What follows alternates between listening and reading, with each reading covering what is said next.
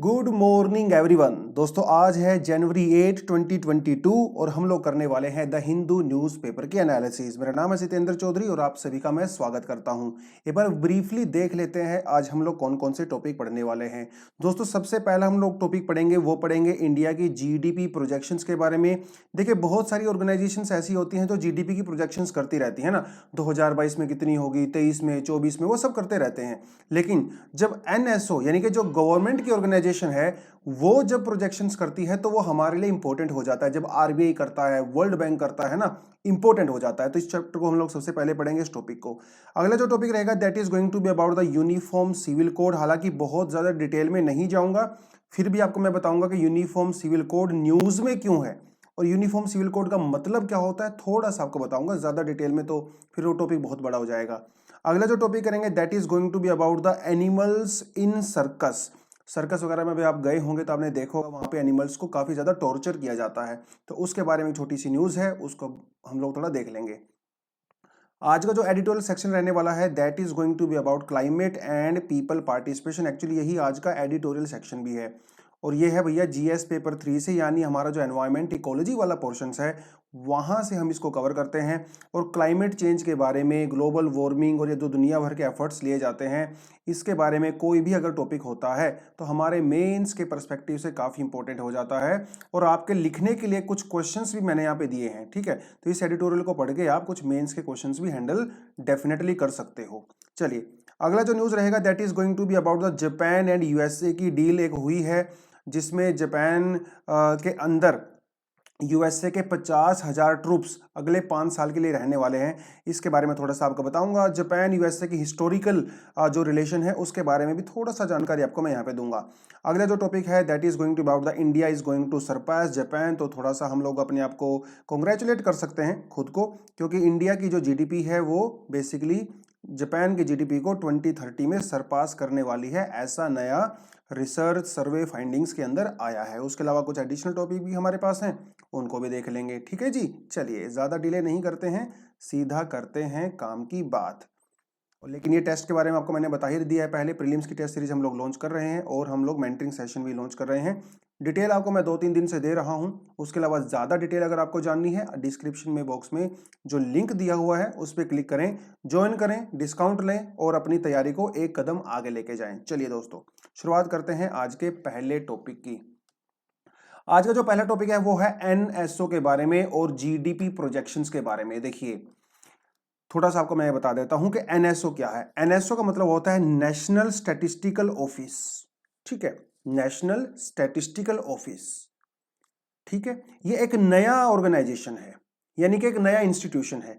इससे पहले एनएसओ नहीं हुआ करता था। हमारे पास इससे पहले 2 ऑर्गेनाइजेशन हुआ करते थे। एक होता था एनएसएसओ जिसका मतलब था नेशनल सैंपल सर्वे ऑफिस, हालांकि बहुत सारे लोग इसको नेशनल सैंपल सर्वे ऑर्गेनाइजेशन भी बोलते हैं। और एक हमारे पास हुआ करता था सीएसओ जिसका मतलब होता है सेंट्रल स्टैटिस्टिकल ऑफिस, इसको लोग भी कई लोग ऑर्गेनाइजेशन बोलते हैं। तो सरकार ने क्या किया 2019 में इन दोनों को मर्ज कर दिया और मर्ज करने के बाद एक नया इंस्टीट्यूशन क्रिएट कर दिया जिसका नाम है एनएसओ, ठीक है, नेशनल स्टैटिस्टिकल ऑफिस। हालांकि अगर अभी आप एनएसओ की वेबसाइट पे जाओगे ना तो इसकी वेबसाइट अभी तक तैयार हुई नहीं है। मतलब पिछले 2 साल हो गए हैं इसको बने हुए, 2 साल से भी ज़्यादा हो गए हैं, अभी तक सरकार ने इसकी वेबसाइट तैयार ही नहीं की है। तो मतलब हम ये नहीं कह सकते प्रॉपरली कि एनएसओ का एक्चुअल फंक्शन क्या होता है। सरकार ने मर्ज तो कर दिया लेकिन ये हमें बताया ही नहीं भाई इसका एक्चुअल फंक्शन क्या होता है। वो थोड़ा सा यहाँ पे डाउट है। देखिए क्योंकि एनएसएसओ क्या करता था, ये हमारा जो अनएम्प्लॉयमेंट डेटा होता था ना उसको रिलीज करता था। लेकिन सरकार ने जब एनएसएसओ को ही खत्म कर दिया तो भैया आप अनएम्प्लॉयमेंट डेटा कहाँ से लेके आओगे। तो इंडिया में आज के लिए बहुत बड़ी समस्या है कि हमारे पास एग्जैक्टली अनएम्प्लॉयमेंट का डेटा ही नहीं है। तो हम यहाँ पे अनएम्प्लॉयमेंट की बात नहीं कर रहे, हम यहाँ पे बात कर रहे हैं जीडीपी की। तो एनएसओ ने अभी जो है नया प्रोजेक्शन निकाला है, उन्होंने कहा है कि भैया इंडिया की जो जीडीपी है आने वाले साल में वो 9.2% की रेट से बढ़ने वाली है, जो कि पिछले साल से थोड़ी सी ज्यादा है। पिछले साल वो 7.3 थी, इस बार 9.2 होगी। तो ये फिगर आपको जानने की जरूरत नहीं होती है एग्जाम के पर्सपेक्टिव से, ठीक है, क्योंकि हर बार फिगर चेंज होते हैं तो हर बार अपना रट्टा थोड़ी मारोगे, इतना रट्टा मारना पॉसिबल भी नहीं है। 2021-22 में जो इंडिया की जीडीपी का एस्टिमेशन है वो है 147 लाख करोड़ रुपीस। तो देख लो भैया इंडिया की जीडीपी कितनी ज्यादा है, ठीक है। यहां पे कुछ टर्म्स का यूज किया गया है। इस आर्टिकल के अंदर, इसीलिए मैंने इस आर्टिकल को सिलेक्ट किया है। इसमें कहा गया है कि इंडिया की जो रियल जीडीपी है वो 9.2% से इंक्रीज होगी। देखो यहाँ पे रियल जीडीपी वर्ड का यूज किया गया है, यहाँ पे नॉमिनल जीडीपी वर्ड का यूज नहीं किया है। हमारे पास एक नॉमिनल जीडीपी भी होती है। अगर आपको अपनी इकोनॉमी के बेसिक कॉन्सेप्ट्स क्लियर हैं, अगर आपको नेशनल इनकम वाला जो चैप्टर क्लियर है, नेशनल इनकम में क्या क्या आता है, आपका जीडीपी आता है, आपका जीएनपी आता है, एनडीपी आता है, एनएनपी आता है ना, ये सब कॉन्सेप्ट आपके रियल जीडीपी, नॉमिनल जीडीपी, अब सब आपका नेशनल इनकम के अंदर कवर होता है।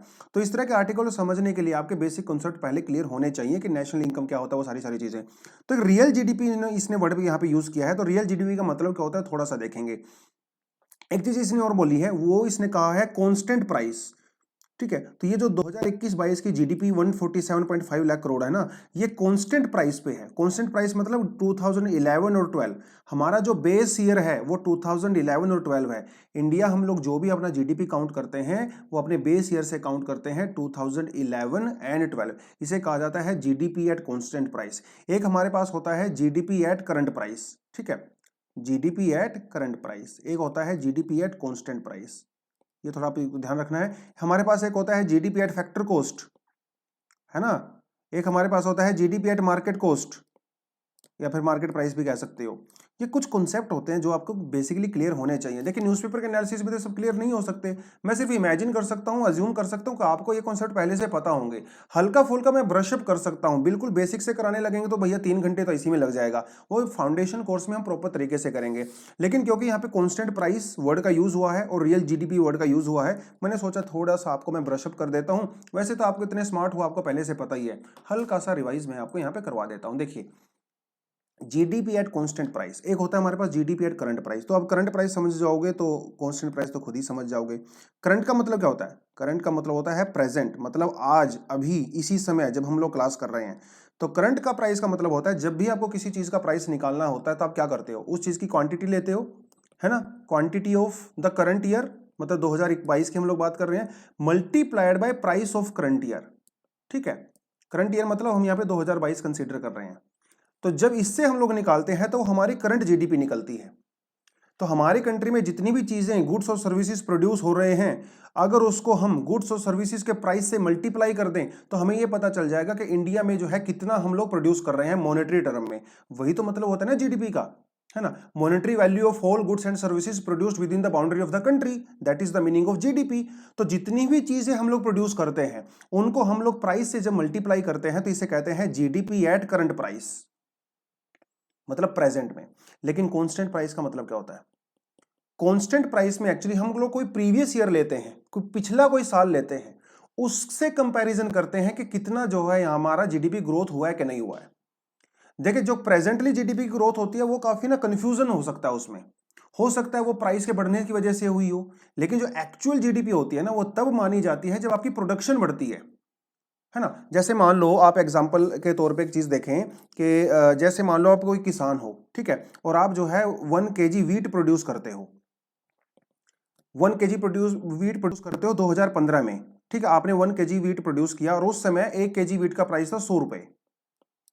ठीक है, 100 रुपीज। तो आपका जीडीपी कितना हो गया, 100 रुपीज। 2015 की मैं बात कर रहा हूं। आज 2022 में आप क्या करते हो, आप सिर्फ हाफ kg वीट प्रोड्यूस करते हो, लेकिन हाफ kg का रेट ही 500 रुपए है, मतलब पर केजी का वेट 1000 रुपए है, हाफ केजी का रेट 500 रुपए है। तो क्या आप यहां पे बोलोगे कि आपकी जीडीपी इंक्रीज हुई है? हाँ, दिखने में तो लग रहा है, दिखने में तो लग रहा है कि पहले आपकी जीडीपी सिर्फ 100 रुपीज थी, अभी आपकी जीडीपी 500 रुपए है। लेकिन क्या मैं ये कहूंगा कि ये आपकी रियल ग्रोथ है? क्या आप ये कह सकते हो ये रियल जीडीपी है? बिल्कुल भी नहीं है, ये नॉमिनल जीडीपी है। ये नॉमिनल का मतलब होता है आर्टिफिशियल, नकली, जो दिखने में लगता है लेकिन रियल में आपकी प्रोडक्शन कम हुई है। So this is fake GDP. Real GDP तब होगी जब आप 2015 की क्वांटिटी से उसको कंपेयर करोगे। मान लो 2022 में आपने 1.5 केजी प्रोड्यूस किया, हां, तब आप कह सकते हो सर ये मेरी रियल जीडीपी है ना। तो इस तरह से हम लोग अपनी जीडीपी की परफॉर्मेंस को काउंट करते हैं, कौन सी जीडीपी असली है, कौन सी जीडीपी नकली है। तो जो जीडीपी करंट प्राइस पे निकाली जाती है उसे नकली जीडीपी कहते हैं, फेक जीडीपी, आर्टिफिशियल जीडीपी। और इकोनॉमी के टर्म में अगर आप इसको बोलो तो इसे कहा जाता है नॉमिनल जीडीपी। ठीक है, नॉमिनल। एक होती है कांस्टेंट वाली। तो कांस्टेंट वाली पे हम लोग किसी प्रीवियस ईयर से कंपेयर करते हैं। तो उसमें हम लोग क्या करते हैं, क्वांटिटी ऑफ करंट ईयर, इसी साल की क्वांटिटी को कंपेयर करते हैं price of some previous year, ठीक है, प्राइस ऑफ बेस ईयर। तो हमारी इकोनॉमी में बेस ईयर कितना है, 2011 2012, ये हम लोगों ने अपडेट किया था, पहले 2004 2005 हुआ करता था।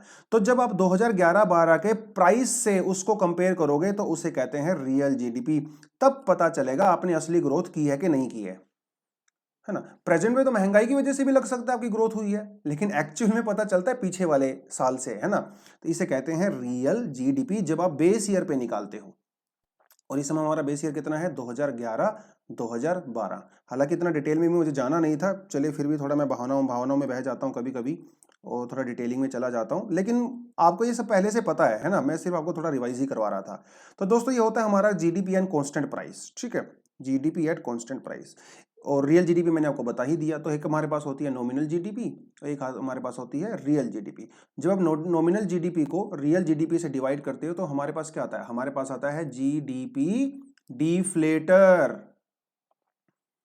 जीडीपी डिफ्लेटर, जीडीपी डिफ्लेटर को मेजर किया जाता है इन्फ्लेशन को मेजर करने के लिए, ठीक है। मान लो नॉमिनल जीडीपी आपकी 200 रुपए थी और रियल जीडीपी मान लो आपकी 100 रुपए थी, तो डिफ्लेटर कितना आ गया, 2 का मतलब है कि आपकी इन्फ्लेशन भैया डबल हो चुकी है बेस ईयर से, डबल। इसे हम लोग इन्फ्लेशन मेजर करते हैं दोनों को डिवाइड करने के बाद, ठीक है। तो ये होता है जीडीपी डिफ्लेटर। एक कॉन्सेप्ट हमारे पास और होता है जिसे हम लोग कहते हैं जीवीए, जिसे कहते हैं ग्रोस वैल्यू एडिशन, ठीक है।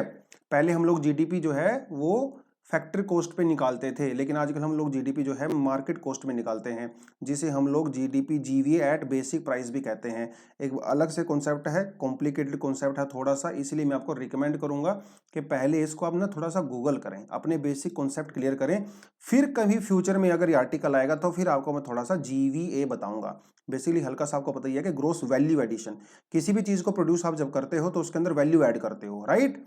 जैसे मान लो आपने वीट खरीदा, वीट से आपने क्या बनाया, आटा बनाया, है ना। आटे से आपने क्या बनाया, आटे से आपने ब्रेड बनाया भैया, ब्रेड से आपने क्या बनाया, ब्रेड टोस्ट बनाया, और ब्रेड टोस्ट को क्या किया आपने, अपने आराम से उसको खा गए। तो हर स्टेज के ऊपर वैल्यू एडिशन होता है, और जब जब वैल्यू एडिशन होता है उसका प्राइस इंक्रीज होता है ना। तो ये जो वैल्यू एडिशन होता है ना, इसको काउंट किया जाता है और उससे कैलकुलेट करते हैं हम लोग जीवीए के थ्रू। तो बेसिक कॉन्सेप्ट तो ये है, हालांकि इसके अंदर कुछ कॉम्प्लिकेशंस भी हैं, वो जो है हम लोग कभी बाद में करेंगे, लेकिन अभी रिकमेंडेड है, आप सभी को सजेस्ट कर रहा हूँ कि इसको जाके आप जरूर अपने नोट्स में ऐड करें और इसको पढ़ें कि जीवी एक्चुअली होती क्या बीमारी है, ठीक है। चलिए, तो जीडीपी के रिगार्डिंग कुछ एमसीक्यू मैंने यहाँ पे डाले हुए हैं, ठीक है, आप इसको भी देख सकते हो, सोल्व कर सकते हो, और कमेंट सेक्शन में आंसर तो बताना ही है, ठीक है। तो मैं हर किसी के आंसर मैं देखता हूँ, ठीक है। हो सकेगा तो मैं आपका क्वेश्चन का रिप्लाई करने की कोशिश भी करूंगा, नहीं तो इसका डिस्कशन मैं जो है कल वाले उसमें भी कर सकता हूँ डिस्कशन में। खैर, तो आप जो है ये कम से कम 3 क्वेश्चन को हैंडल कर लीजिए, आपके वैसे ही कॉन्सेप्ट क्लियर हो जाएंगे जीडीपी वाले, ठीक है जी। चलिए अब बढ़ते हैं अगले टॉपिक के ऊपर। दोस्तों अगला जो टॉपिक होता है हमारा वो होता है यूनिफॉर्म सिविल कोड को लेके। एक्चुअली मामला कहाँ का है, मामला है ये दिल्ली का। तो दिल्ली हाई कोर्ट के अंदर जो है किसी ने पिटीशन डाली हुई थी और उसने कहा था कि भैया आप, उसने एक्चुअली हाई कोर्ट के अंदर ये पिटीशन डाली थी कि आप सेंट्रल गवर्नमेंट को बोलिए कि वो इंडिया में यूनिफॉर्म सिविल कोड जो है लागू करें। अब जुडिशरी ने, हाई कोर्ट के जज ने कहा भैया ये मैं कैसे कर सकता हूँ, है ना, मेरा काम थोड़ी है कानून बनाना, ये तो सरकार का काम है। तो सरकार को बोलिए यूनिफॉर्म सिविल कोड लेके आए, है ना, हम तो कुछ नहीं बोल सकते, हम लोग सिर्फ सरकार से रिपोर्ट मांग सकते हैं। तो उन्होंने, हाई कोर्ट ने सरकार से रिपोर्ट मांगी और हाई कोर्ट जब सरकार ने उसमें रिपोर्ट पेश की तो सरकार ने साफ साफ कहा कि यूनिफॉर्म सिविल कोड देश में होना चाहिए, इसके लिए कानून आना चाहिए, और हम लोग जो है मिनिस्ट्री ऑफ लॉ और बहुत सारे स्टेक होल्डर से कंसल्ट कर रहे हैं अबाउट यूनिफॉर्म सिविल कोड। हालांकि अभी ऐसा कोई नज़र नहीं आता कि बहुत सालों तक इंडिया में यूनिफॉर्म सिविल कोड लगाने वाला है, बट हाँ कॉन्सेप्ट ये है, तो आपको थोड़ा सा पता होना चाहिए अबाउट यूनिफॉर्म सिविल कोड। और मुझे नहीं लगता कि एग्जाम में यहाँ से कोई क्वेश्चन भी आने वाला है, क्योंकि काफ़ी कंट्रोवर्शियल भी है और ऐसा इम्प्लीमेंटेशन भी नहीं होने वाला बहुत इजीली, है ना। तो uniform civil code as long as कोई बहुत ज़्यादा न्यूज़ में ना हो, सरकार ने कोई पार्लियामेंट के अंदर बिल पेश किया हो, है ना, कंट्रोवर्सी हो गई हो या बहुत सारी डिबेट्स हो रही हो, तब तो क्वेश्चन आ सकता है, अदरवाइज नॉर्मल सिनेरियो में आई डोंट थिंक सो। हाँ, इंटरव्यू वगैरह में आपसे डेफिनेटली पूछ सकते हैं यहाँ से क्वेश्चन। तो इंडिया में जो है हमारा जो कॉन्स्टिट्यूशन है भैया, हमारे कॉन्स्टिट्यूशन के अंदर आर्टिकल 44, ठीक है, इसके अंदर जो है यूनिफॉर्म सिविल कोड की बात कही गई है। एक्चुअली जब हमारा कॉन्स्टिट्यूशन बना था ना, तो बहुत सारे लोग जो है वो पार्लियामेंट्री हमारे उसके पार्लियामेंट के अंदर बहस कर रहे थे। तो कुछ लोगों ने कहा कि इसको प्रॉपर कानून बना दीजिए, लेकिन अम्बेडकर जी ने कहा, नेहरू जी ने कहा और भी बहुत सारे लोग थे, उन्होंने कहा कि नहीं नहीं, हम इसको ना तो फंडामेंटल राइट बना सकते, ना ही इसको कानून बना सकते। हम क्या कर सकते हैं, डीपीएसपी के अंदर ऐड कर सकते हैं। तो जैसे ही फ्यूचर में अगर इंडिया की सिचुएशन ऐसी बनती है तो उसको लागू कर देंगे। देखिए डीपीएसपी का मतलब यही तो होता है ना, डीपीएसपी का मतलब यही होता है कि जब सरकार की कैपेसिटी होगी, जब सरकार को लगेगा कि सही समय आ गया तो लागू कर दीजिए, अगर नहीं समय सही नहीं आया है तो उसको अपना वहां पे रखिए। तो ये हमारे डीपीएसपी का पार्ट होता है, यूनिफॉर्म सिविल कोड। ठीक है, यूनिफॉर्म सिविल कोड का देखिए हमारे कंट्री में ना बहुत सारी कम्युनिटीज हैं, बहुत सारे रिलीजन्स हैं, तो हर किसी के अपने पर्सनल लॉ हैं, है ना, अपने हिसाब से, क्योंकि उनका अपना कस्टम होता है, ट्रेडिशन होता है, उसके हिसाब से उनके कुछ पर्सनल लॉ हैं। पर्सनल लॉ का मतलब ये नहीं है कि आपने किसी को थप्पड़ मार दिया कि वो मेरा पर्सनल मामला था, नहीं नहीं, वो तो एक अलग मामला हो जाएगा, वो क्रिमिनल मामला हो जाएगा। पर्सनल मामले का मतलब होता है मैरिज के रिगार्डिंग, डाइवोर्स के रिगार्डिंग, जब मेंटेनेंस की जाती है, कस्टडी दी जाती है, जब बच्चों की कस्टडी के डिवोर्स के बाद बच्चे मम्मी के पास रहेंगे, पापा के पास रहेंगे, है ना। इनहेरिटेंस की बात आती है कि जो लड़की होती है, लड़का होता है, किसको जमीन जायदाद वो सब दी जाती है। अडोप्शन को लेके, बच्चे को अडोप्ट करते हो, सक्सेशन को लेके, ये जो मामले होते हैं ना वो पर्सनल मामले होते हैं, ये आपकी पर्सनल निजी जिंदगी से मामले जुड़े होते हैं। तो आप जिस कम्युनिटी से बिलोंग करते हो, रिलीजन से बिलोंग करते हो, उसके हिसाब से वो यहाँ पे फिक्स किए जाते हैं। तो सरकार यहाँ पे बहुत ज्यादा इंटरफेयर नहीं करती है। तो ये सब मामले जो है यूनिफॉर्म सिविल कोड के अंदर आते हैं, मतलब नॉर्मल पर्सनल लॉ के अंदर आते हैं। लेकिन यूनिफॉर्म सिविल कोड अगर इंडिया में लागू हो जाएगा तो इंडिया में हर नागरिक के ऊपर यही चीजें लागू हो जाएंगी। इट डजेंट मैटर कि आप कौन से रिलीजन से, कौन सी कम्युनिटी से बिलोंग करते हो, सभी के लिए कानून बराबर होगा, चाहे वो मैरिज के मामले में हो, डिवोर्स, मेंटेनेंस, कस्टडी, इनहेरिटेंस, जो भी हो। तो पर्सनल जो आपकी लिबर्टी है, जो आपको आर्टिकल 25, 26 के अंदर दी जाती है, उसको प्रोफेस करने की और उसको प्रैक्टिस करने की, वो आपसे यहाँ से जा सकती है। तो यही है यूनिफॉर्म सिविल कोड में। यूनिफॉर्म सिविल कोड के लेके बहुत सारे आर्गुमेंट दिए जाते हैं, इसके फेवर में, इसके अगेंस्ट में। ठीक है, वो आप थोड़ा सा अगर पढ़ लोगे तो मेरे ख्याल से आपके लिए सही रहेगा। हालांकि यूनिफॉर्म सिविल कोड की जब हम लोग बात करें तो इसकी शुरुआत एक्चुअली ब्रिटिश टाइम में ही हो गई थी। 1835 और 1845 के अंदर, 1840 के अंदर रिपोर्ट्स, ब्रिटिश इंडिया ने कोई कमेटी वगैरह बनाई थी और उन्होंने कहा था कि देखो भैया, इंडिया में एक इक्वल कानून होना चाहिए। उन्होंने तो एक्चुअली यही रिकमेंड किया था, लेकिन बाद में 1857 में रिवोल्ट हो गया, है ना। रिवोल्ट हुआ तो उस समय उसके बाद ब्रिटिश सरकार ने ये फिक्स तय कर दिया कि हम लोग इंडिया के रिलीजियस मामलों में नहीं पड़ेंगे, है ना, ना ही रिलीजियस मामलों में पढ़ेंगे, ना ही सोशल मामलों में पढ़ेंगे। तो सोशल में तो खैर इतना ज़्यादा नहीं था स्ट्रिक्टली, बट रिलीजियस मामले में काफ़ी स्ट्रिक्ट हो गए थे। तो जब 1857 का रिवोल्ट हुआ उसके बाद उन्होंने हाथ खींच लिए और ये मामला बढ़ता रहा। फाइनली देश की आज़ादी के बाद 1947 में के बाद जब हमारे कॉन्स्टिट्यूशन बनाया गया तो हम लोगों ने इसको आर्टिकल 44 के अंदर ऐड कर दिया। सरकार के बहुत सारे आर्गूमेंट होते हैं इसकी फेवर में। ये मेंस वगैरह में अगर कोई क्वेश्चन आता है तो वैसे काफ़ी मुश्किल है, तो आप आर्गूमेंट दे सकते हो। उनका कहना है कि देखिए भैया, इंडिया एक है ना, एक इंडिया है, तो हर कानून, लोगों के ऊपर एक ही जैसा कानून होना चाहिए, तो अलग अलग कानून क्यों। ठीक है, एक सबसे बड़ा आर्गूमेंट तो यही है। दूसरा आर्गूमेंट यही कि हमारे जो पर्सनल लॉज हैं उनके अंदर बहुत सारे लूप होल्स हैं। Loop holes in the sense के ह्यूमन राइट वायलेशन भी होता है, वीमेन राइट्स और वो सारी चीज़ें हैं। तो हम सब उसको टेक केयर करना चाहते हैं, इसलिए इंडिया में सभी जगह एक ही चीज़ें होनी चाहिए, है ना। वीमेन राइट्स की बात की जाती है यहाँ पे। उसके अलावा जो है सेक्युलरिज्म, ये कहते हैं कि यूनिफॉर्म सिविल कोड से जो है सेक्युलरिज्म वो प्रमोट होगा, तो ये भी डेफिनेटली होना चाहिए। इनका कहना है कि अगर यूनिफॉर्म सिविल कोड आ जाएगा तो इंडिया में जो वोट बैंक की पॉलिटिक्स है, वो वोट बैंक की पॉलिटिक्स भी दूर हो जाएगी। ये आर्गूमेंट के पीछे कोई मुझे नहीं लगता कोई खास दम है, लेकिन सरकार ऐसा बोलती है। ठीक है, वो सारी चीज़ें यहाँ पे दूर हो जाएंगी। लेकिन बहुत सारे इसके जो है अगेंस्ट में भी जाते हैं आर्गूमेंट। पहली बात तो ये कि हर कम्युनिटी को अपना जो है अपनी ट्रेडिशन के हिसाब से, कस्टम के हिसाब से उसको फॉलो करना उसका फंडामेंटल राइट भी है। दूसरी बात यह है कि इंडिया में इतने सारे रिलीजन हैं, इतनी सारी डिफरेंट कम्युनिटीज़ हैं, ट्राइबल कम्युनिटीज़ हैं, तो आप सभी को इक्वल कैसे मान सकते हो। सपोज कीजिए आप छत्तीसगढ़ के अंदर कोई ट्राइबल कम्युनिटी है और उसके अपने कस्टम, अपने ट्रेडिशन है, आप उसको ऐसा थोड़ी बोलोगे कि भैया चलिए ठीक है, अब यूनिफॉर्म सिविल कोड लागू हो गया, अभी ये चीज़ आप नहीं कर सकते। अरे भैया, वो उसका ट्रेडिशन है, हजारों साल से फॉलो कर रहे हैं, है ना। तो जैसे मान लो साउथ इंडिया में जो नीलगिरी हिल्स में है, वहाँ पे कुछ ट्राइब्स पाई जाती हैं, उनके कुछ कस्टम हैं, या फिर और सेंट्रल इंडिया में कोई कस्टम्स पाए जाते हैं, तो आप उनको ये थोड़ी बोलोगे कि ये तो इलीगल है ना, आप ये सब नहीं कर सकते। कई सारे हमारे ट्राइब्स ऐसी हैं जहाँ पे जो मैरिज से पहले जो है, मैरिज से पहले ही जो है लड़का और लड़की के बीच में जो रिलेशन होता है, मतलब वो पहले ही दे गर्ल जो है वो प्रेग्नेंट हो जाती है और उसके प्रेग्नेंट होने के बाद ही उनकी शादी होती है। ऐसे भी कस्टम्स हैं, हमारे ट्राइबल कम्युनिटीज़ में। तो अगर आप यूसीसी लगाओगे, आप ये थोड़ी बोलोगे अरे ये तो सब इलीगल है, चलो इनको जेल में डालो। अरे भैया ये हमारा कस्टम है। और भी बहुत सारे कस्टम है। जो सोशियोलॉजी वाले बच्चे हैं और एंथ्रोपोलॉजी वाले जो बच्चे हैं, जो इनके पास ऑप्शन होता है सोशियोलॉजी, वो उनको पता है ये सारे कस्टम्स का, उनकी उनकी स्टडी यही है। ठीक है, तो कितने सारे कस्टम हैं, आप ये थोड़ी बोलोगे चलो आज के बाद बंद करो इसको, सब इलीगल हो गया है। तो बहुत सारे आर्गूमेंट है जिसके अगेंस्ट में भी जाते हैं, वो कभी देखना रहेगा। आप, मैं तो आपसे सजेस्ट करूंगा कि आप उन आर्गूमेंट को जरूर पढ़ें। राज्यसभा टीवी वगैरह पे कुछ ना कुछ डिबेट वगैरह अगर है वहाँ पे, डेफिनेटली आप उसको देख सकते हो, सुन सकते हो। काफ़ी इंसाइट मिलेगा आपको वहाँ से, मैच्योरिटी भी आएगा थॉट्स के अंदर। चलिए आगे बढ़ते हैं। अगली जो न्यूज़ है वो आती है एनिमल की क्रुएलिटी को लेके। तो ये जो मामला फंसता है दोस्तों, वो आता है हमारे बोर्ड से। ठीक है, एनिमल वेलफेयर बोर्ड से ये मामला आता है। तो पीटा, पीटा के बारे में सबने सुना ही होगा, है ना। पीटा जो है एक अमेरिकन एनजीओ है, बेसिकली एनजीओ एक ऑर्गेनाइजेशन टाइप का है। तो ये लोग क्या करते हैं, जो एनिमल क्रुएलिटी के लिए काम करते हैं, मतलब एनिमल नॉन वेजिटेरियन के अगेंस्ट में भी बात करते हैं, एनिमल की जो क्रुएलिटी होती है उसके अगेंस्ट में भी बात करते हैं ना। पीटा के बारे में आपने बहुत सुना होगा। तो उसको लेके ही ये जो है पीटा ने, जिसे कहा जाता है people for ethical treatment of the animals, इन्होंने कोई पिटीशन वगैरह डाल रखी थी। और उस पिटीशन के जवाब में जो है इन्होंने कहा है कि जो इंडिया का जो prevention of the cruelty animal act है 1960 के अंदर जो पास हुआ था, इसके तहत जो है उन्होंने एनिमल वेलफेयर बोर्ड को ये सलाह दी है कि जो सर्कस वगैरह के अंदर जो एनिमल्स का यूज़ किया जाता है, वो अलग अलग स्टंट करते हैं, वो सारी चीज़, अगर कभी आपने सर्कस देखा होगा तो मेरे ख्याल से आप समझ जाओगे। ठीक है, मैं तो कभी कभी सर्कस में नहीं गया सच, जहाँ पे एनिमल्स के साथ ये सब किया जाता है। बचपन में भी नहीं गया, लेकिन अगर आप कभी गए होंगे आपने देखा होगा कि बहुत सारे स्टंट किए जाते हैं हाथियों के द्वारा, बंदरों के द्वारा। तो इनको ये चीज़ें सिखाई जाती हैं, तो इनको टॉर्चर किया जाता है ना।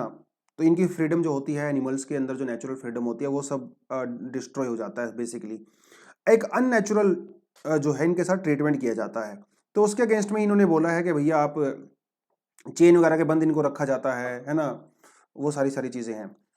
तो कहा है कि देखिए भैया आप इनको सारी सर्कस वगैरह को बंद कर दीजिए, और इंडिया में ये सब नहीं होना चाहिए, क्योंकि बहुत सारी कंट्री ऐसी हैं दुनिया में, बोलीविया है, बोस्निया है, इटली है, ग्रीस है, सभी ने सर्कस को बंद कर रखा है। ठीक है, तो एनिमल वेलफेयर जो बोर्ड है इंडिया का, ये एक स्टैट्यूटरी बॉडी है जो कि प्रिवेंशन ऑफ क्रुएल्टी एक्ट के अंदर में बनाई गई थी। तो ये जो है इस तरह की इंस्ट्रक्शन दे सकती है। हालांकि अभी तक तो इसने कोई इंस्ट्रक्शन दिया नहीं, लेकिन हो सकता है फ्यूचर में वो थोड़ा सा इंस्ट्रक्शन भी यहाँ पे दे सकती है। ये थोड़ा सा आपको एनिमल वेलफेयर बोर्ड के बारे में पता होना चाहिए। एक स्टैट्यूटरी बॉडी है, मतलब एक कानून पास करके इसको बनाया गया था। ठीक है, 1962 में कानून पास किया, 1960 में कानून पास किया था, और 1962 में हम लोगों ने एनिमल वेलफेयर बोर्ड को बनाया था। ठीक है, मिनिस्ट्री ऑफ फिशरी, याद रखना अपने, ministry of fishery, animal husbandry and dairying. ठीक है, एंड डेयरिंग, इस मिनिस्ट्री के अंदर में काम करता है। Ministry of fisheries, animal husbandry and dairying ministry, इसके अंदर में हमारा ये काम करता है। इसका हेडक्वार्टर कहाँ है बताऊं आपको, इसका हेडक्वार्टर है हरियाणा में। ठीक है, हरियाणा में कहाँ पे, बल्लभगढ़ में। ठीक है, बल्लभगढ़ कहाँ है, फरीदाबाद के अंदर है। तो यहाँ पे इसका आता है हेडक्वार्टर। छोटी सी न्यूज़ थी, कोई ज़्यादा बड़ा कुछ था नहीं इसमें, लंबा चौड़ा। आगे वाली जो न्यूज़ आती है हमारी, वो आती है यूएसए और जापान को लेकर। देखिए थोड़ा सा अगर मैं हिस्ट्री में आपको लेकर जाना चाहूँ, तो सेकेंड वर्ल्ड वॉर के बारे में सबने देखा ही होगा, फिल्में वगैरह देखी होंगी। अगर नहीं देखी है तो कोई ना कोई डॉक्यूमेंट्री वगैरह जरूर देखें। एक नेटफ्लिक्स पे भी बहुत ज़बरदस्त एक डॉक्यूमेंट्री है, जिसमें का नाम पता नहीं क्या है, वर्ल्ड वॉर इन कलर्स, कुछ ऐसा है। तो उसमें एकदम कलरफुल तरीके से आपको सेकेंड वर्ल्ड वॉर के बारे में हर चीज़ बता रखी है, ज़बरदस्त। यूट्यूब पे आपको बहुत सारी डॉक्यूमेंट्रीज मिल जाएंगी। तो वहाँ पे आपने एक चीज़ सुनी होगी, पर्ल हार्बर, है ना। सेकेंड वर्ल्ड वॉर में जर्मनी, आपका जापान, है ना, एक साथ हुआ करते थे। तो जापान ने यूएसए के ऊपर अटैक किया था, पर्ल हार्बर के ऊपर, और फाइनली बाद में क्या हुआ, हिरोशिमा नागासाकी के ऊपर यूएसए ने बॉम्ब गिराए, और फाइनली जापान ने सरेंडर किया और सेकेंड वर्ल्ड वॉर का एंड हुआ। वो तो सारी चीज़ें आपको पता ही हैं। तो जब सेकेंड वर्ल्ड वॉर के बाद क्या हुआ, यूएसए ने ही जापान के कॉन्स्टिट्यूशन को लिखा, और यूएसए ने ही जापान को रिकंस्ट्रक्ट किया। तो जापान को पूरी तरीके से यूएसए ने ही बनाया। हाँ, बॉम्ब उसने जरूर गिराए, लेकिन उसने रिकंस्ट्रक्ट भी किया। और जापान के लोग एक्चुअली वहाँ पे जो पहले किंग का रूल हुआ करता था, उससे बहुत परेशान थे। तो जापान के लोग भी खुश हुए एक्चुअली, क्योंकि वहाँ के जो किंग थे वो डिथ्रोन हो गए। यहाँ डेमोक्रेसी आया जापान के अंदर, बहुत सारा डेवलपमेंट भी हुआ, और आज यूएसए और जापान बहुत ही क्लोज अलाई हैं, है ना, बहुत खास दोस्त हैं, इस बात को कोई छिपी नहीं है। तो यूएसए ने जब जापान का कॉन्स्टिट्यूशन एक्चुअली लिखा, तो उस समय उन्होंने उनके कॉन्स्टिट्यूशन के अंदर सेक्शन 9 डाला। तो आर्टिकल 9 भी बोल सकते हो, सेक्शन 9 भी बोल सकते हो। तो उस आर्टिकल के अंदर इन्होंने ये लिखा कि जापान जो है वो कभी भी किसी और कंट्री के ऊपर वॉर नहीं करेगा, अटैक नहीं करेगा। ये आर्टिकल के अंदर उसके अंदर लिखा हुआ है। इसने आर्टिकल के अंदर यह भी लिखा हुआ है कि जापान के अंदर कभी भी जो है ऑफेंसिव आर्मी नहीं होगी, ऑफेंसिव डिफेंस फोर्सेस, वो सिर्फ डिफेंसिव आर्म फोर्सेस रख सकता है। इवन जापान के अंदर वो सेकंड वर्ल्ड वॉर के बाद उनके डिफेंस फोर्सेस को पूरी तरह से डिसमेंटल कर दिया था जापान की आर्मी को। खैर बाद में उन्होंने 1954 में अपनी आर्मी थोड़ी सी बनाई, लेकिन आज के समय जापान के अंदर जो आर्मी है वो सिर्फ डिफेंस पर्पज के लिए बनाई जाती है, अटैक पर्पज के लिए नहीं बनाई जाती है। क्योंकि अमेरिका जो है यूएस जापान को सिक्योरिटी प्रोवाइड करवाता है।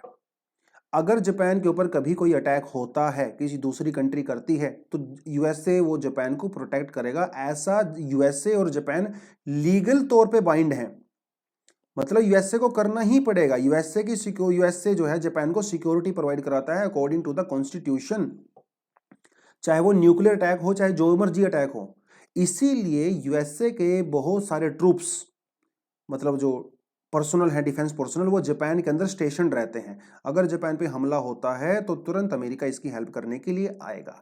तो ये लोग क्या करते हैं ना, हर 3-4 साल के बाद उसको एक्सटेंड करते रहते हैं अग्रीमेंट को। तो इस बार भी ऐसा ही हुआ, तो इन्होंने 5 साल के लिए, आने वाले 5 साल के लिए उसको एक्सटेंड कर दिया है। तो अमेरिका के 50,000 ट्रूप्स जापान के अंदर बने रहेंगे अगले 5 साल के लिए। अभी आप सोचोगे सर सैलरी कौन देता है, खर्चा कौन देता है? भैया सारा खर्चा देता है जापान, ठीक है। तो जब उनको रखेगा तो खिलाएंगे पिलाएंगे तो खर्चा भी होगा। अब आजकल जापान काफ़ी सेंसिटिव हो गया है पूरा इशू, बिकॉज जापान का वैसे भी चाइना के साथ इशू चलता ही है ना। यहाँ पे कुछ आइलैंड्स है जिन्हें कहा जाता है शेंकाकू आइलैंड। एग्जाम में पूछा भी जा चुका है यूपीएससी में एक बार, ठीक है। शेंकाकू आइलैंड, दोनों के बीच में चलता है झगड़ा। तो शेंकाकू आइलैंड को चाइना क्लेम करता है, लेकिन इसको एडमिनिस्टर कौन करता है? जापान करता है, क्योंकि जापान ने इसको खरीदा हुआ था। खैर वो एक अलग बात है। और यहाँ पे आता है ताइवान, और ताइवान को लेके भी चाइना का काफ़ी ज़्यादा इशू चलता ही है। You very well know that. उस इशू को तो हम लोग दोबारा जाएंगे नहीं, ठीक है। नॉर्थ कोरिया साउथ कोरिया मैंने आपको पहले बता दिया था। यहाँ पे है आपका सी ऑफ जापान, यहाँ पे आपका जाता है कोरियन बे, ये आपका जाता है येलो सी, इधर आपका जाता है कोरियन स्ट्रेट। मेरे ख्याल से परसों वाले एनालिसिस में हम लोगों ने इसको किया था। तो कोरिया को, ताइवान को लेके भी जापान के बीच में और चाइना के बीच में आजकल थोड़ा सा एंगल चल ही रहा है। और अभी आपको पता ही है कि नॉर्थ कोरिया ने क्या किया था, नॉर्थ कोरिया ने हाइपरसोनिक मिसाइल का टेस्ट किया था। तो नॉर्थ कोरिया से भी जापान को लगातार खतरा है, ठीक है। इसीलिए जापान आने वाले समय में और अभी प्रेजेंटली भी अमेरिका के साथ और दूसरी कंट्रीज के साथ अपने डिफेंस रिलेशनशिप को और ज़्यादा मजबूत करने की कोशिश कर रहा है। हालांकि ट्रंप भाई साहब के समय में जापान वाले थोड़ा सा घबरा गए थे, लेकिन अभी दोबारा से चीज़ें सही लाइन पे आ गई हैं, ठीक है जी।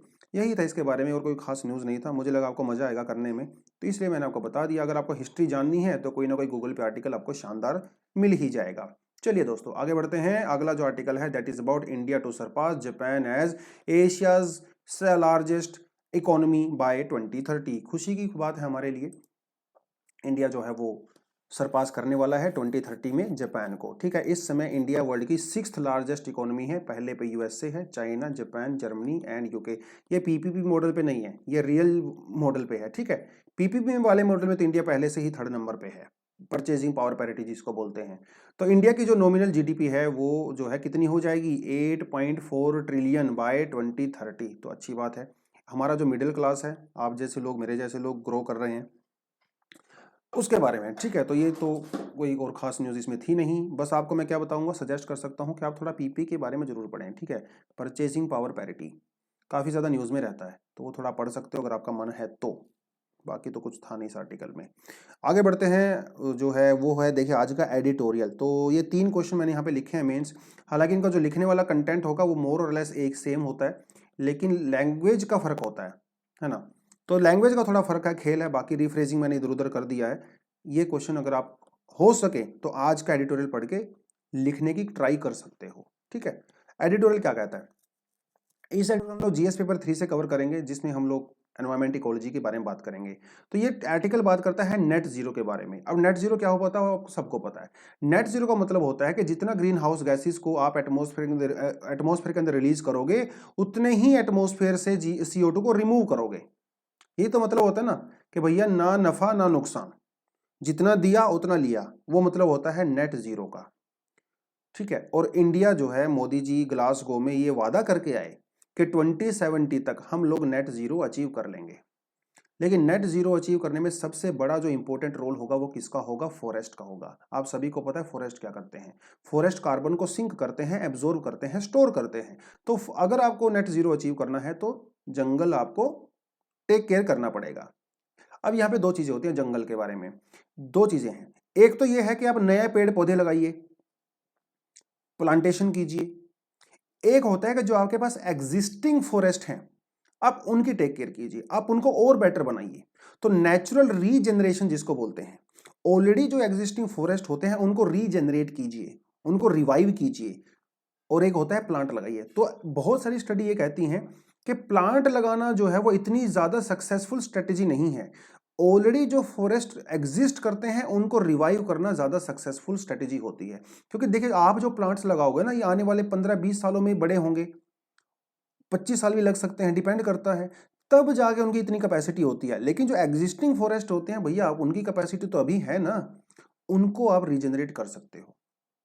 ये यहाँ पे बड़ी बात है। और इंडिया का तो वैसे भी हमारा जो INDC है ना, जिसे हम लोग नेशनल डिटरमिन्ड कंट्रीब्यूशन बोलते हैं, जो कि हम लोग पेरिस एग्रीमेंट के अंदर भी करके आए थे। वहाँ पे इंडिया ने मतलब ये भी क्या होता है, ये भी वादा होता है ना, कमिटमेंट होता है। और यू नो वेरी वेल कि एक बार हमने लोगों ने जो कमिटमेंट कर दिया, फिर हम लोग, मैं अपने आप की भी नहीं सुनता है ना, उस तरह का कुछ होता है ये। तो एक बार आपने अगर इंटरनेशनल प्लेटफॉर्म के अंदर अगर आपने कमिटमेंट कर दिया तो भैया आप अपने कमिटमेंट से पीछे नहीं हट सकते। अगर अपने कमिटमेंट से पीछे हटोगे तो फिर पूरी दुनिया आपको गाली देगी। तो उस गाली से बचने के लिए इंडिया को ये सारी चीज़ें करनी ही पड़ेंगी। तो इंडिया का जो नेशनल डिटरमिन्ड कंट्रीब्यूशन है उसके अंदर हम लोग बेसिकली 3 मोटी मोटी चीज़ें बोल के आए थे। पहला हम लोगों ने ये बोला था कि हम लोग जो अपना कार्बन एमिशन है उसको 33 से लेके 35% तक कम करेंगे बाय 2030। पहला वादा तो यह करके आए थे हम लोग। दूसरा जो वादा मोदी जी ने किया था वो ये किया था कि हमारा जो टोटल GDP है उसका 40% जो पावर हम लोग यूज करते हैं वो हमारा ग्रीन हाउस गैसेस से आएगा, मतलब नहीं सॉरी, रिन्यूएबल एनर्जी सोर्सेज से आएगा, है ना, क्लीन एनर्जी से आएगा। 40%, काफी बड़ा वादा करके आए हैं। 2030 तक सिर्फ 8 साल बचे हैं। तीसरा जो वादा मोदी जी ने किया था वो किया था कि 2.5 से लेके 3 बिलियन टन ऑफ CO2 हम लोग जो है फॉरेस्ट वगैरह लगा के उसको एटमॉस्फेयर से रिमूव करेंगे। तो फॉरेस्ट तो लगाना ही पड़ेगा आपको, क्योंकि यही आपका आखिरी चांस है ना। तो वो सारी बात है। लेकिन रिसर्च ये कहती है कि इंडिया ने इतने सारे वादे तो कर दिए, एफर्ट भी इंडिया बहुत सारे ले रहा है, लेकिन उसका एक्चुअली आउटकम नहीं आ रहा है। जैसे एग्जांपल के तौर पे पिछले 6 सालों में इंडिया का जो फॉरेस्ट कवर है वो 15,000 स्क्वायर किलोमीटर इंक्रीज हुआ है, जो कि एक अच्छी न्यूज़ है ना, इसके लिए हम खुश हो सकते हैं। लेकिन जो एग्जिस्टिंग फॉरेस्ट है उनका डिग्रेडेशन अभी तक रुका नहीं है।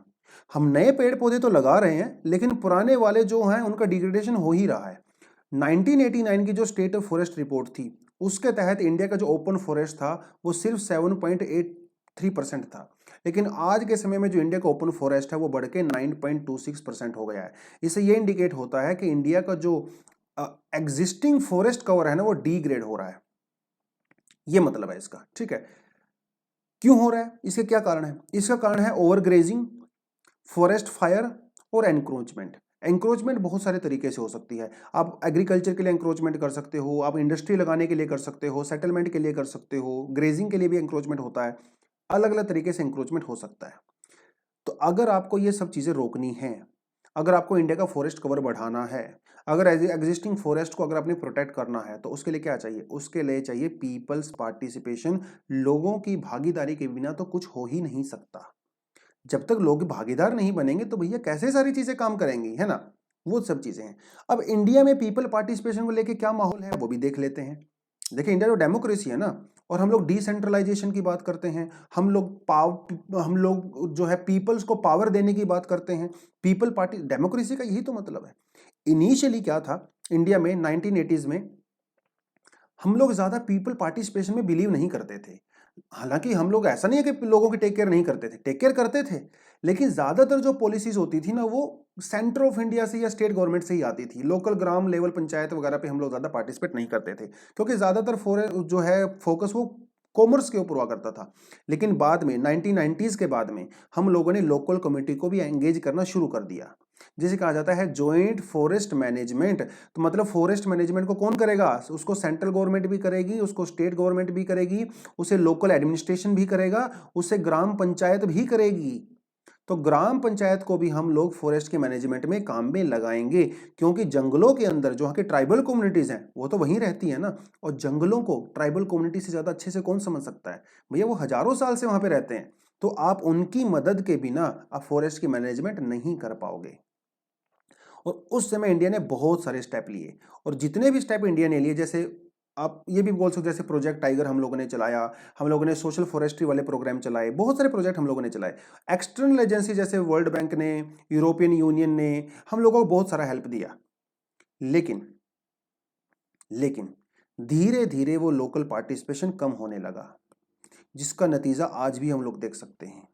क्यों कम हुआ? सबसे बड़ा रीजन है फंडिंग का। जब सेंट्रल गवर्नमेंट से, स्टेट गवर्नमेंट से फंडिंग कम होने लगी, तो लोकल पार्टिसिपेशन भी कम होने लगा। क्योंकि फंडिंग कम होने का सीधा सा मतलब यह है कि लोकल लोगों को इंसेंटिव ही नहीं है। भैया लोकल लोग अपना काम छोड़ के आपकी मैनेजमेंट क्यों करेंगे? सीधी सी बात है ना। थोड़ा जब उनको इंसेंटिव दोगे तब उनको भी मोटिवेशन आता है, और मोटिवेशन के बिना कुछ लोग होता ही नहीं है। तो कुछ चीजों को छोड़ के, जैसे हमारे पास ग्रीन इंडिया मिशन है, green India mission, green India mission एक ऐसा प्रोग्राम है इस समय इंडिया में जहां पे एक्टिवली पीपल पार्टिसिपेशन की बात की गई है। उसके अलावा इंडिया में अगर आप प्रोग्राम को देखो तो वहां पे पीपल पार्टिसिपेशन को लगभग इग्नोर ही कर दिया गया है, लगभग इग्नोर कर दिया गया है। जब शुरुआत में हम लोगों ने जॉइंट फॉरेस्ट मैनेजमेंट चलाया था ना, उस समय पता है आपको, इंडिया के अंदर 1.18 लाख फॉरेस्ट कमिटीज हुआ करती थी, और इन्होंने 25 मिलियन हेक्टेयर फॉरेस्ट एरिया को रिकवर किया था। लेकिन आज के समय में ये फॉरेस्ट मैनेजमेंट जो कमिटीज हैं वो घट के आधी रह गई हैं। तो पीपल पार्टिसिपेशन यहां पे कम हो रहा है। तो इसको कैसे इंप्रूव करें, ये यहां पे बड़ा रोल है। इंप्रूव हम लोग कर सकते हैं जब ग्राम पंचायत वहां पे पार्टिसिपेट करेंगी।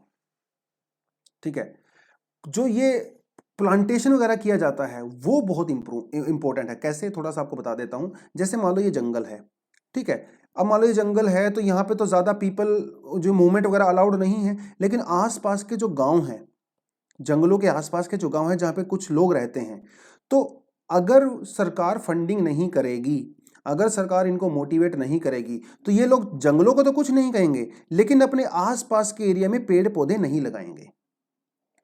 अगर सरकार फंडिंग करेगी तो जो ट्रांजिशन एरिया होता है बाहर वाले एरिया में, वहां पे भी ये लोग प्लांटेशन कर सकते हैं, जो कि फॉरेस्ट को प्रोटेक्ट करने के लिए काफी इंपॉर्टेंट होता है। तो participation is very crucial for the plantation in the outside forest. लेकिन ये सब हो नहीं रहा है, सरकार कोशिश कर रही है लेकिन हो नहीं रहा। इसका सॉल्यूशन क्या है? देखिए, जब प्रॉब्लम है तो सॉल्यूशन बताना भी जरूरी है, तभी तो आंसर लिखोगे ना। एक तेलंगाना मॉडल की बात की गई है, क्योंकि आपको मैं बता देता हूं कि ये जो है ना, मिस्टर मोहन चंद्र जी, ये मोहन चंद्र जी एक आईएफएस ऑफिसर हैं।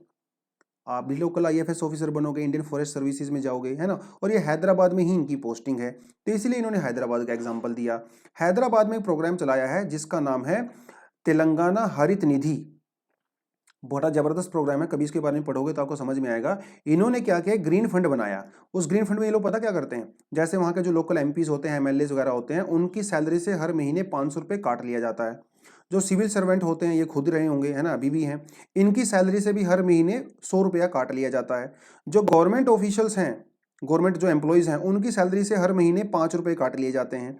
और जब बच्चे स्कूल में एडमिशन लेने जाते हैं तो उनके जो फीस होती है उसमें भी 5 रुपये एक्स्ट्रा ऐड कर दिए जाते हैं। तो ये जितना भी पैसा इकट्ठा होता है ना, वो फॉरेस्टेशन के लिए यूज होता है। वो जो लोकल पार्टिसिपेशन जो है उनको दिया जाता है, इंसेंटिवाइज किया जाता है। तो क्या इस मॉडल को हम लोग पूरी कंट्री में लागू नहीं कर सकते? डेफिनेटली कर सकते हैं। यही सजेशन इन्होंने यहाँ पे दिया हुआ है। उसके अलावा जो हमारी एग्जिस्टिंग लीगल और पॉलिसीज हैं उनको भाई आप इंप्रूव कर सकते हो, उनके अंदर चेंजेस कर सकते हो। हमारा जो एनवायरमेंटल इंपैक्ट असेसमेंट है उसके अंदर कुछ आप ऐसे प्रोविजन जोड़ सकते हो जहां पे लोकल पार्टिसिपेशन को और ज्यादा मोटिवेट किया जाता है ना। लोकल जो कम्युनिटीज हैं, जैसे ग्राम पंचायत हैं, ग्राम सभाएं हैं, और लोकल जो कम्युनिटीज होती हैं, उनको भी आप पार्टिसिपेशन करवाइए, पॉलिसीज को बनाने में भी, उनको प्लान करने में भी, और उनको इंप्लीमेंट करने में भी। तभी तो लोग सामने आएंगे ना। जो लोगों के फॉरेस्ट राइट्स हैं, ट्राइबल कम्युनिटीज के जो फॉरेस्ट राइट हैं उनको और ज़्यादा सक्षम बनाइए, और ज़्यादा एम्पावर कीजिए, तब जाके लोग यहाँ पे पार्टिसिपेट करेंगे। और अगर ये चीज़ें आपको पता चल गई तो इन तीनों क्वेश्चंस का आंसर आप इजीली लिख सकते हो।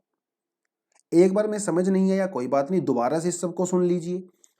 फिर भी अगर समझ नहीं आएगा तो इस जो पीडीएफ है उसको पढ़ लीजिए, एक बार पढ़िए, दो बार पढ़िए, अपने नोट्स में चीज़ों को ऐड कीजिए, तब जाके आप इस क्वेश्चन को आराम से हैंडल कर सकते हो। आसान सा क्वेश्चन है, लेकिन यूपीएससी में इसी तरह के क्वेश्चंस पूछे जाते हैं। और कुछ यही था वैसे तो आज के मेन आर्टिकल्स, उसके अलावा कुछ एक्सटर्नल आर्टिकल भी आपको मैंने यहाँ पे डाल दिया है। मैरिटल रेप को लेके है, इसको आप पढ़ सकते हो कि मैरिटल रेप वाला पूरा इशू क्या होता है। गंगा सागर जो मेला है अभी जो वेस्ट बंगाल में लगाया जाता है, इसकी परमिशन मिल गई है डिस्पाइट हैविंग कोविड-19 केसेस अलॉट। उसके अलावा the last topic that we have is China, because China have constructed a dam over Pangong Tso Lake, but China is saying that this is completely in my sovereign rights. I have all the rights to construct a dam on Pangong Tso Lake because this is under my own territory. हालांकि India has raised the objections, but China completely ignored our objections. और ये तो होना ही है भैया, जब हमारे territory में नहीं है तो हम कुछ बोल नहीं सकते। खैर वो सारी की सारी चीज़ें हैं। यही था दोस्तों आज के न्यूज़पेपर के एनालिसिस। कुछ एक्स्ट्रा नोट्स अगर आपको बनाने हैं आप यहाँ पे जाके लिख सकते हो। चलिए जी, that is all for the day. Thank you very much, all the best and जय हिंद।